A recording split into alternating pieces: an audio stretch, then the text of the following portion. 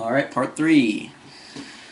Human civilization, as a manifestation of Gaia, is the earth become conscious of itself. But this consciousness has gone too far, leading to its near total disassociation from nature and the unconscious. As we pointed out above, it has been a mainstay in the Western philosophical tradition for more than 2,000 years to conceive of the mind as independent of the body. Knowledge has been understood as objective, free of the vagueness of emotion and the situatedness of the body. These ideas arose alongside the denigration of women, whose minds were seen as incapable of the nobler intellectual pursuits of men. It seems that the energy associated with the masculine archetype seized the minds of men, compelling them to reject all things mutable, sensual, and fleshly, and instead to strive for the eternal, abstract, and transcendental. This drive to understand and become divine by reason, by rising above the natural course of earthly events, has produced modern science and technology, and liberated consciousness from the habits and reflexes of instinctual behavior. But so too has it laid waste to countless ecosystems and destroyed all other ways of knowing which stood in its path. The reason for this hubris, says Jung, is a loss of roots. Quote, "The development of consciousness thus far has made it emancipated enough to forget its dependence on the unconscious psyche. It is not a little proud of this emancipation, but it overlooks the fact that although it has apparently got rid of the unconscious, it has become the victim of its own verbal concepts. One can be, and is, just as dependent on words as on the unconscious.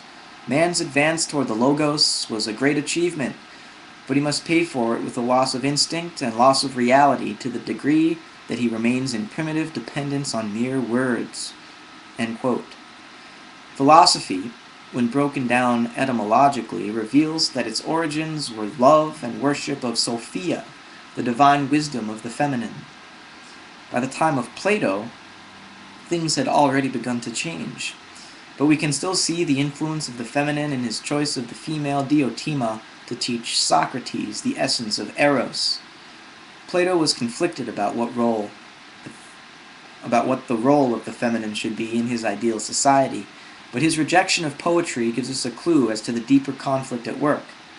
Walter Ong, in his book Orality and Literacy, points out that Plato's work marks the transition from oral to literate culture, and all that this shift entails.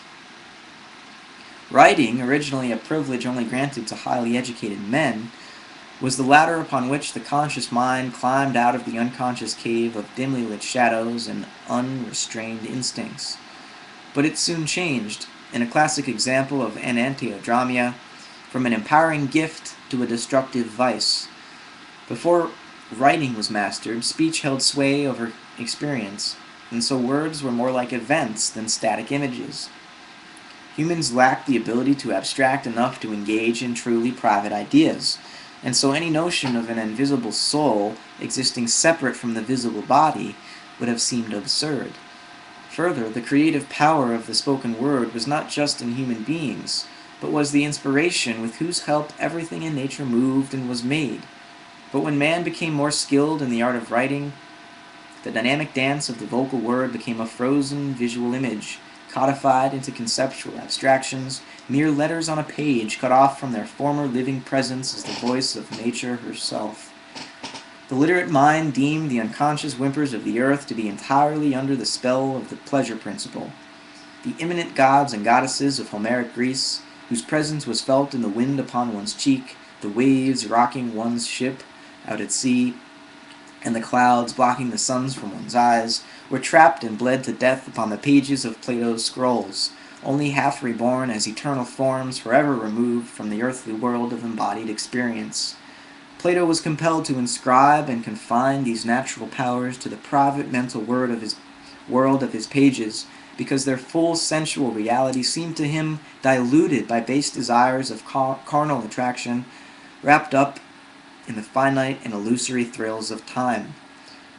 But as Newman says, this depreciation of the truthfulness of unconscious feelings is merely, quote, proof of a depreciating tendency and corresponds to a conscious defense mechanism. End quote. Our impulses and instincts says Newman, are far more adapted to reality than the still young, fantasy-obsessed ego. When the conscious mind becomes entirely severed from its instincts, the result, says Jung, is exaggerated self-esteem or an inferiority complex. End quote. This leads to an imbalanced situation ripe for psychic injury, and indeed our modern civilization is proof of its disastrous results. Quote, for it is the body, the feelings, the instincts which connect us with the soil, end quote, says Jung. Having lost this connection, we have become vagrants on the earth, aware of the potential for peace, but not knowing where to turn to actualize it. We might, taking Nietzsche's advice, quote, become friends of the immediate things, end quote, once more. As Jung remarks, quote, the immediate things are this earth, this life. For quite long enough, we have been taught that this life is not the real thing, that it is provisional, and that we only live for heaven. Our morality is based upon negation of the flesh, and so our unconscious often tries to convince us of the importance of living here and now, end quote. We must come again to find spirit in nature, to love the body, and to cherish our planet, rising out of its depths at birth, sharing our eros-inspired energy with the world, and then allowing our forms to pass away again to be reborn anew. Such is the way of Gaia. But how are we to respect this natural cycle, even while retaining the intricacies of interior experience and public expression offered us by consciousness? How to return to the vibratory eroticism sustained by oral culture without first burning the volumes of paper insights cherished by even the greenest among us? As we have repeated throughout, what we seek is a sacred marriage of the masculine and feminine, a reconciliation of the conscious and unconscious forces that need not pull in opposite directions. It seems that truth, if she is still open to being courted, will not respond solely to the written word and the pure essences they reveal to our disembodied minds. We must balance this objectivity with an appreciation for our natural instincts and the emotions they evoke. Without such balance, the beauty of the planet is wasted, its magical matter turned into mere bricks, and the economic empires built in praise of a phantom of salvation through the total technological control of life and living. The only result of such relentless attempts to cleanse nature of the natural is disassociation and even death. It must be admitted that without the aid of our pens, the importance of truth, of the Logos, would never have struck us. But we cannot allow our admiration for the light to blind us to the soil that feeds us and makes us whole. As William Irwin Thompson has said, quote, to effect a reconciliation with her, man must not seek to rape the feminine and keep it down under him. If he seeks to continue his domination of nature through genetic engineering and the repression of the spiritual, he will ensure that the only release from his delusions can come from destruction, end quote.